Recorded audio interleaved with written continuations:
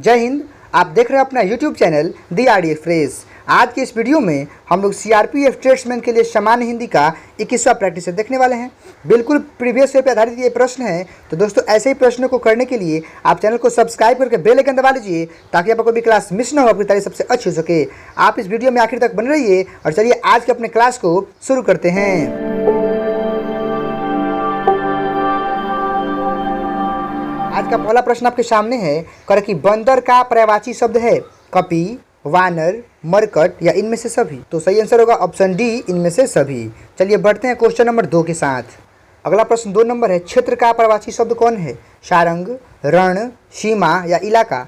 तो correct answer option D होगा इलाका। ठीक है, चलिए बढ़ते हैं क्वेश्चन नंबर 3 के साथ। कह रहा है विलोम शब्द से प्रश्न है कि खेद का विलोम क्या होगा, दुख, प्रसन्नता, वृद्ध या दयालु। तो देखिए खेद का मतलब दुख होता है ना, तो दुख का विलोम क्या होगा, प्रसन्नता। करेक्ट आंसर ऑप्शन बी हो जाएगा। चलिए बढ़ते हैं क्वेश्चन नंबर 4 के साथ। करा में कि मृदुल का विलोम शब्द पहचानना है। मृदुल का विलोम क्या होगा, मनुज, कोमल, कठोर या विनम्र। तो देखिए मृदुल का मतलब कोमल होता है ना, तो इसका विलोम क्या होगा, कठोर होगा। ऑप्शन सी करेक्ट है। चलिए बढ़ते हैं क्वेश्चन नंबर 5 के साथ। देखिए क्वेश्चन नंबर 5 समास से लिया गया है। कह रहा है कि लंबोदर में कौन सा समास है, तत्पुरुष, बहुब्रीहि, द्वंद्व या द्विगु। तो मैं आपको बता दूं कि लंबोदर लंबा है उदर जिसका, अर्थात गणेश जी, गणपति जी, जिसमें अर्थात वाली बात होती है तो वह बहुब्रीहि समास का उदाहरण होता है। करेक्ट आंसर ऑप्शन बी होगा। चलिए बढ़ते हैं क्वेश्चन नंबर 6 के साथ। देख लीजिए क्वेश्चन नंबर 6 कह रहा है कि रामकृष्ण में कौन सा समास है। आपको पता है कि जब भी योजक चिन्ह आ जाएगा ना बीच में तो होता है द्वंद्व समास। करेक्ट आंसर ऑप्शन सी होगा। बढ़ते हैं क्वेश्चन नंबर 7 के साथ। इस प्रश्न को पहले आप समझिए। कह रहा कि पाठशाला कैसा शब्द है, रूढ़ है, यौगिक है, योग रूढ़ है या इनमें से कोई नहीं। देखिए अगर आप पाठशाला को तोड़ते हैं तो आपको 2 शब्द मिलेंगे, पाठ और शाला, और दोनों के दोनों शब्द सार्थक हैं, इनका अर्थ निकलता है, तो यह हो जाएगा यौगिक। ठीक है, करेक्ट आंसर ऑप्शन बी होगा। चलिए इसी बेस पे एक अगले प्रश्न को आप देखिए क्वेश्चन नंबर 8। कह रहा है कि जो जल है वह कैसा शब्द है। देखिए अगर आप जल को तोड़ते हैं ना तो आपको ज और ल मिलेगा और दोनों का कोई सार्थक अर्थ नहीं है, तो इस प्रकार का शब्द रूढ़ कहलाता है। तोड़ने पर कोई अर्थ सार्थक न निकले, अलग अलग शब्द अलग अलग वर्णों का, तो रूढ़ होता है। बाकी अगर अर्थ निकलता है तो यौगिक होता है, और अगर विशेष अर्थ तो क्या हो जाएगा, योग रूढ़ हो जाएगा। चलिए इसका भी एक प्रश्न देखते हैं क्वेश्चन नंबर 9 के साथ। कह रहा है कि लंबोदर कैसा शब्द है जी। तो देखिए लंबोदर को तोड़ेगा तो लंबा उदर तो मिलवे करेगा ना, और दोनों को जोड़ने पर एक विशेष अर्थ हो रहा है गणेश जी, इसलिए योग रूढ़ का उदाहरण है। करेक्ट आंसर ऑप्शन सी होगा। चलिए बढ़ते हैं क्वेश्चन नंबर 10 के साथ। कह रहा है कि जो पुलिस है वह कैसा शब्द है, तुर्की है, अरबी है, फारसी है या अंग्रेजी का शब्द है। तो बड़ा सिंपल है, ऑप्शन डी इसका करेक्ट आंसर होगा, अंग्रेजी का शब्द है। चलिए बढ़िए क्वेश्चन नंबर 11 के साथ, और थोड़ा इस प्रश्न का उत्तर खोजने का प्रयास कीजिए और आप कमेंट कीजिए कि आपने इन 25 सवालों में कितने का उत्तर आप सही कर पाए हैं, इसका कमेंट आप कर दीजिएगा। चलिए ताश शब्द कैसा है जी, तुर्की है, अरबी है, फारसी है या अंग्रेजी है। तो ताश जो है वह तुर्की है, याद रख सकते हैं, तो से ताश और तो से तुर्की। चलिए बढ़ते हैं क्वेश्चन नंबर 12 के साथ। देखिए उपसर्ग से प्रश्न है, आप इस प्रश्न को समझिए। कर कि अतियुक्ति में कौन सा उपसर्ग है, जो उपसर्ग होता है वह शब्द के पहले लगता है। तो अतियुक्ति को तोड़ेगा तो क्या मिलेगा, अति धन युक्ति। तो पहला अक्षर क्या है, अति। करेक्ट आंसर ऑप्शन बी होगा। अगला प्रश्न है क्वेश्चन नंबर 13। कह रहा है कि राम बहुत तेज दौड़ता है, इसमें प्रविशेषण क्या है। ऑप्शन दौड़ना, तेज, बहुत या राम।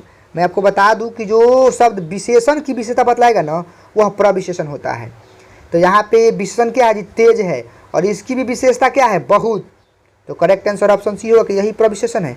अच्छा, बाकी अगर विशेष्य की बात की जाए, इस सवाल से आपसे पूछ देते कि विशेष्य क्या है, तो जिस शब्द की विशेषता बताई थी ना वह विशेष्य होता है। अगर विशेष से पूछता ना इसके स्थान पे तो राम होता है, चूँकि राम की विशेषता बताई जा रही है, इस बात को ख्याल कीजिएगा। चलिए बढ़ते हैं क्वेश्चन नंबर 14 के साथ। देख लीजिए क्वेश्चन नंबर 14 है। कह रहा है कि मैं अल्मोड़ा से आया हूँ, इसमें कौन सा कारक। देखिए यहाँ पर से है और कारक की पहचान विभक्ति से होती है। तो जहाँ भी अलगाव का भाव व्यक्त हो या फिर जुदाई का भाव व्यक्त हो तो उससे का मतलब ना हम लोग अपादान कारक से जोड़ते हैं। इस बेस पे करेक्ट आंसर ऑप्शन सी होगा, क्योंकि कोई अल्मोड़ा से विदाई ले रहा है। ठीक है, चलिए बढ़ते हैं क्वेश्चन नंबर 15 के साथ। कह रहा है कि उमेश लखनऊ में रहता है, इसमें कौन सा कारक है। देखिए जहाँ भी आपको दिखे में और पर, यह होता है अधिकरण, आधार वाली बात। तो करेक्ट आंसर ऑप्शन बी हो जाएगा। चलिए बढ़ते हैं क्वेश्चन नंबर 16 के साथ। देखिए यह प्रश्न अच्छा है। मैं अपने आप काम कर लूँगा, यह कौन सा सर्वनाम है। देखिए अपने आप लग रहा है ना, निजवाचक, खुद से, स्वयं से। करेक्ट आंसर ऑप्शन नहीं होगा। प्रश्न की बात करते हैं 17 नंबर की, वह कुछ लाया था, इसमें कौन सा सर्वनाम है? देखिए कुछ जो है अनिश्चयवाचक सर्वनाम है, क्योंकि पता नहीं चला कि क्या लाया था। क्या होगा जी? ऑप्शन डी करेक्ट होगा। चलिए बढ़ते हैं क्वेश्चन नंबर 18 के साथ। देखिए क्वेश्चन नंबर 18 है कि बारात में 4 हाथी आए थे, इसमें कौन सा विशेषण है? देखिए 4, यह ना विशेषता बता रहा है कि हाथी कौ गो है जी? 4 गो है, लेकिन क्या हो जाएगा? संख्यावाचक विशेषण का उदाहरण होगा। करेक्ट आंसर ऑप्शन ए हो जाएगा। चलिए क्वेश्चन नंबर 19 का आंसर आप देने का प्रयास कीजिए।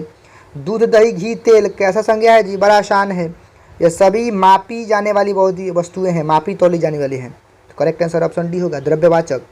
बढ़ते हैं अपने क्वेश्चन नंबर 20 के साथ। इस प्रश्न का उत्तर आप दीजिए। करें कि संज्ञान का अर्थ क्या होता है जी? समझ, विकास, मंद या तीव्र। तो सही आंसर क्या होगा? समझ या ज्ञान। करेक्ट आंसर ऑप्शन ही होगा। चलिए अपना 21 नंबर प्रश्न आपका इंतजार कर रहा है। अनेक शब्दों के एक शब्द से प्रश्न है, जो सब में व्याप्त हो उसके लिए एक शब्द क्या होगा? सर्वज्ञानी, सर्वव्यापी, सर्वज्ञ या सर्वगुण संपन्न। तो सही आंसर ऑप्शन बी हो जाएगा, सर्वव्यापी। चलिए बढ़ते हैं क्वेश्चन नंबर 22 के साथ।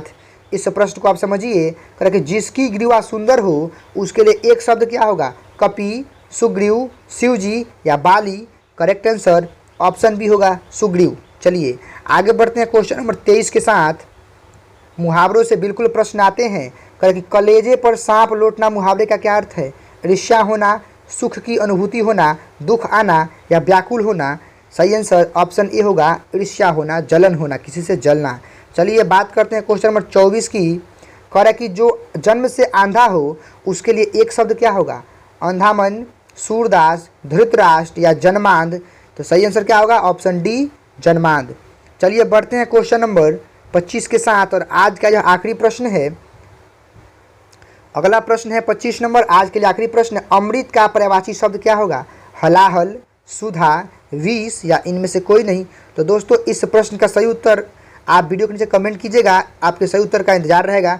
बाकी दोस्तों इस वीडियो में इतना ही, मिलते हैं अगली वीडियो में अगले टॉपिक के साथ। तब तक के लिए टेक केयर, थैंक यू, जय हिंद, वंदे मातरम।